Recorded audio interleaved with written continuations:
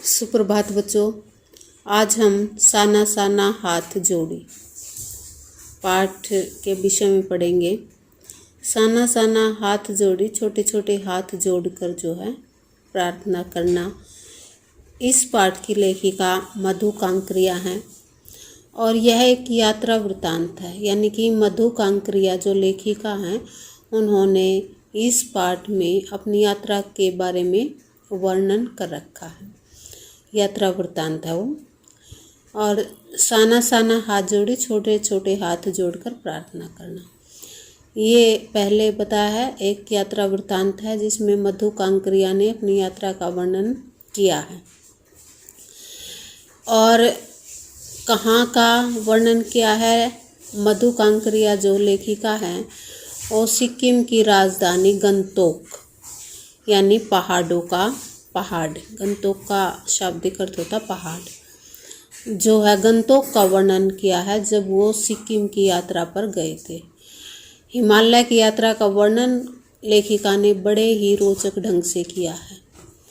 और जो है इस यात्रा वृत्तांत की सबसे बड़ी विशेषता ये है कि लेखिका ने अपने सामाजिक दायित्व के प्रति सजगता दिखाई है और श्रमजीवी लोगों के प्रति भी उनके मन में सम्मान है। सबसे बड़ी विशेषता ये है, जैसे आप पाठ पढ़ोगे तो उसमें आपको पता चल जाएगा। अब जो है रात्रि का समय है। गंगटोक यानी कि गंगटोक अर्थात पहाड़। आपको पता भी है सिक्किम में पहाड़ ही पहाड़ दिखाई देते हैं चारों तरफ। हिमालय पर्वत भी वहाँ से जो है दिखाई देता है, कुछ हिस्सा उसका वहाँ पर है। जैसे उस गंगटोक या शहर को देखते हुए लेखिका को ऐसा लगा मानो आसमान उलटा पड़ा, यानी कि वहाँ के सौंदर्य को देखकर लेखिका मंत्रमुग्ध हो गई। पहाड़ों की ऊंचाई इतनी थी जैसे ऐसा लगता हो कि वो आसमान को छू रहे हों, और तारे जो है टिमटिमा रहे थे आपस में बिखर कर। ऐसा सौंदर्य देखकर लेखिका मंत्रमुग्ध रह गई। गंगटोक मेहनत कश लोगों का ऐसा शहर था। मेहनत कश लोग क्यों कहा है लेखिका ने वहाँ के? क्योंकि वहाँ के लोग जो है बहुत ज़्यादा मेहनत करते हैं। पहाड़ों की उतार चढ़ाव से ही वो जो है मेहनत करके 2 वक्त की रोटी जो है कमा पाते हैं।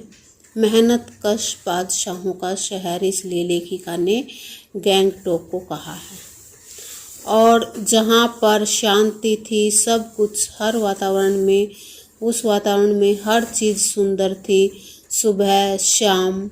और लेखिका के होठों को छूने लगी एक प्रार्थना जब एक नेपाली युवती से उसने सीखी थी साना साना हाथ जोड़ी, यानी कि छोटे छोटे हाथ जोड़कर प्रार्थना कर रही हूँ कि मेरा जीवन अच्छाइयों को समर्पित हो। ऐसा लेखिका ने एक नेपाली युवती से सीखा था और उन्होंने पाठ का शीर्षक भी यही रख दिया। फिर यहाँ पर सुबह लेखिका को युमथांग के लिए निकलना था। युमथांग रास्ते में आने वाली एक जगह है।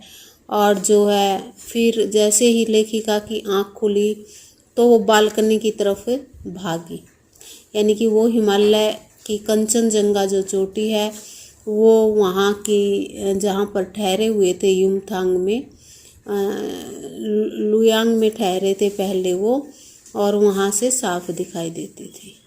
कंचनजंगा को देखने के लिए लेखिका बालकनी में भागी तो, और कंचनजंगा क्या है? हिमालय की तीसरी सबसे बड़ी चोटी कंचनजंगा।